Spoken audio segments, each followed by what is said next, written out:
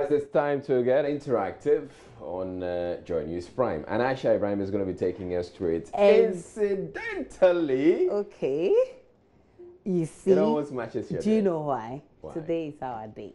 You know that? Oh, yeah. Definitely. So, you know how to join this conversation is on Joy News on TV, facebook.com/Joy News on TV, and on Twitter is on Joy News on TV.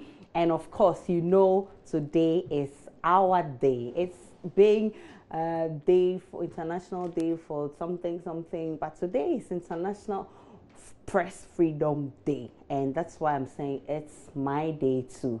A day is set aside to celebrate the welfare of media personnel, and Ghana prides herself with freedom and independence of the press compared to other countries. So today we decided to do it differently and talk to people in-house. We asked them if there is really press freedom and how we can strengthen the media landscape and also empower journalists. Take a listen. Absolutely. Ghana ranks 26th on the World Press Freedom Index, which is exciting. I mean, in 2016, media houses were free to call the election. Of course, the Electoral Commission had to declare the results, but we were able to do that, calling the election 24 clear hours before the Electoral Commission came out. So there's a lot of press freedom, a lot of freedom of speech.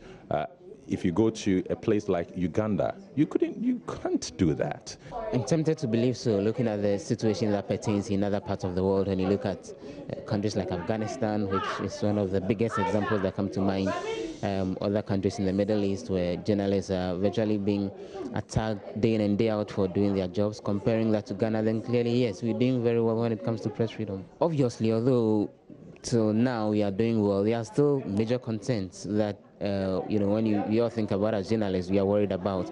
There have been numerous incidents of journalists who have been attacked, particularly by police and military persons in their line of duty, which obviously is out of place. Journalists must be empowered.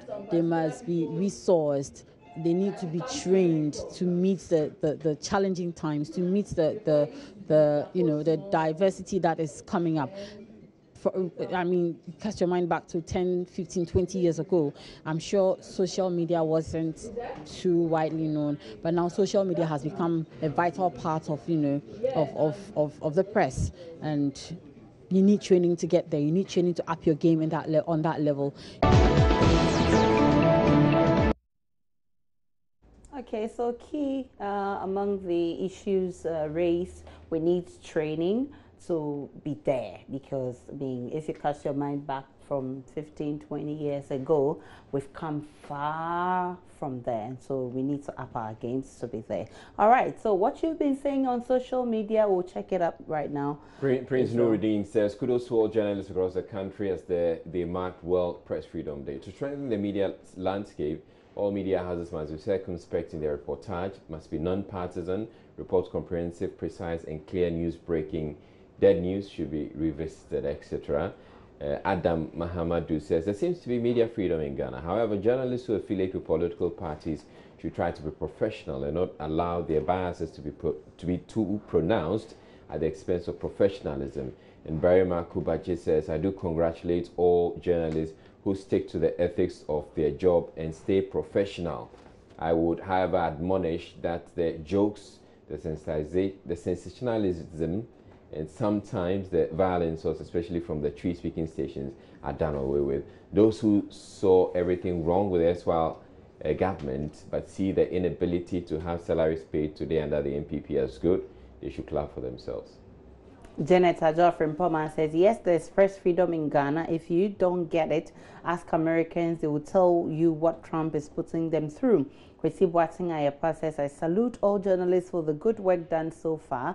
I entreat the use of their avenue to report the truth devoid of political color. Journalists should not skew reports to favor one party. Basically, our journalists are safe and have the freedom to operate. Only that few ones are abusing that opportunity. And those are some comments. And Israel, what's the most important single wish you want for today? I'd wish to see journalists get better pay.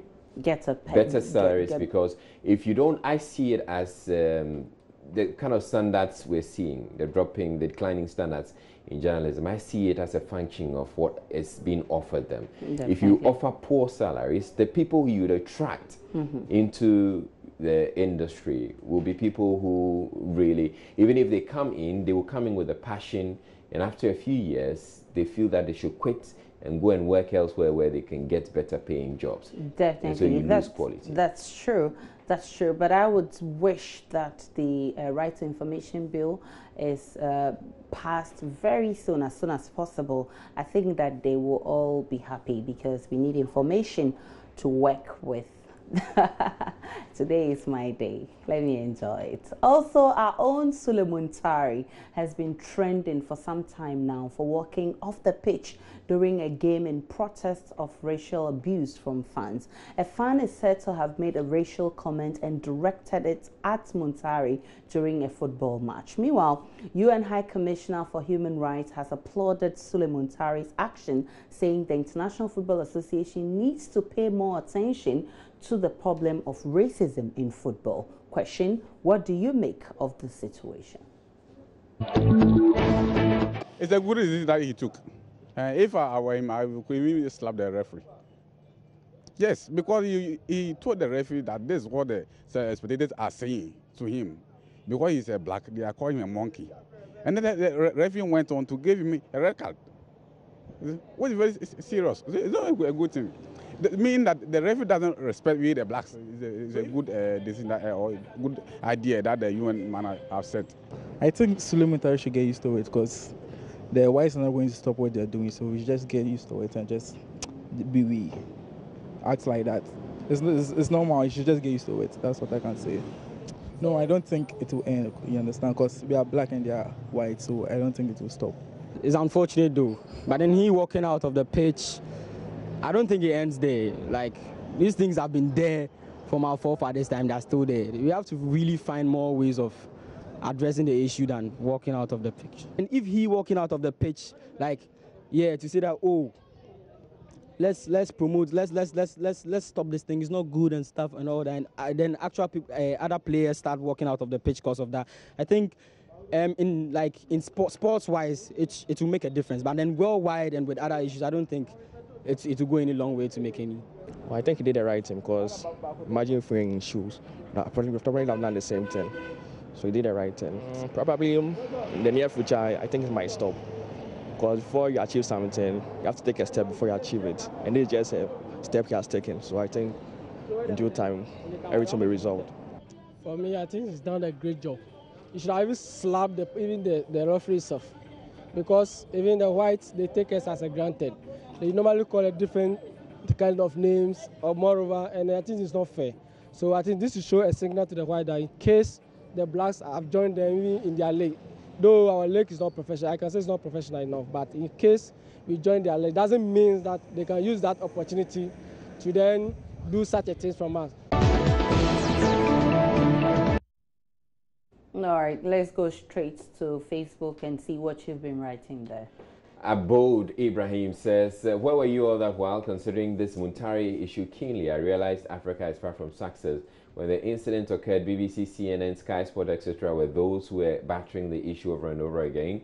Ghanaian media were busy talking about Zlatan's injury, Ronaldo hat-trick, Messi girl, etc. To a point, the guy was described as former Ghana international. When did he resign from the Black Stars?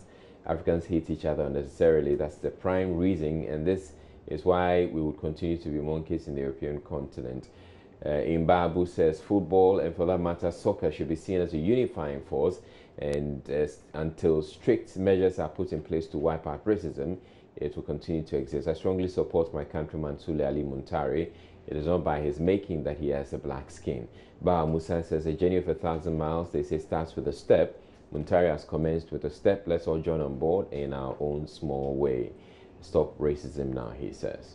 Kwesi Boateng Ayepa says, racial abuse will never stop until blacks begin to accept our own and do away with inferiority complex.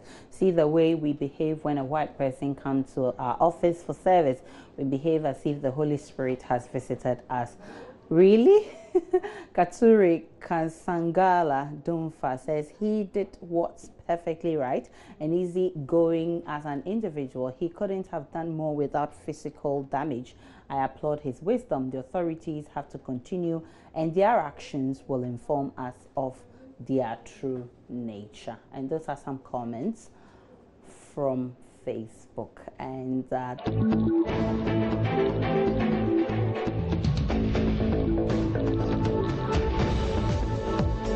was a mathematics teacher in South Africa using hip-hop to teach his students maths, which has led to an improvement in their performance in the subject. Growing up, a lot of my mates at school didn't like mathematics, and I can only wonder if we would have fallen in love with the subject if similar teaching techniques were used. Question I ask, what innovative methods do you think teachers can use in teaching the subject to kill the phobia in mathematics?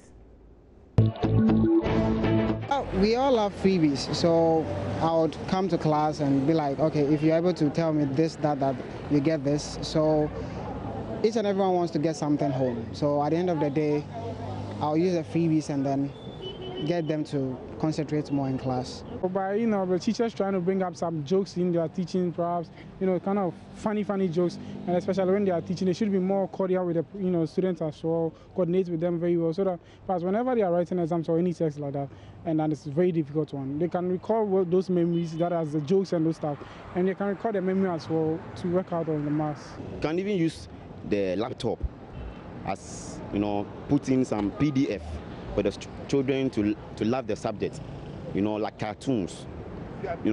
You create something like a cartoon whereby, let's say if 1 + 1 is 2, you can make a human cartoon, some animation, like 1 year, and you put the plus there. When you add it to be 2, and I think it will be fun.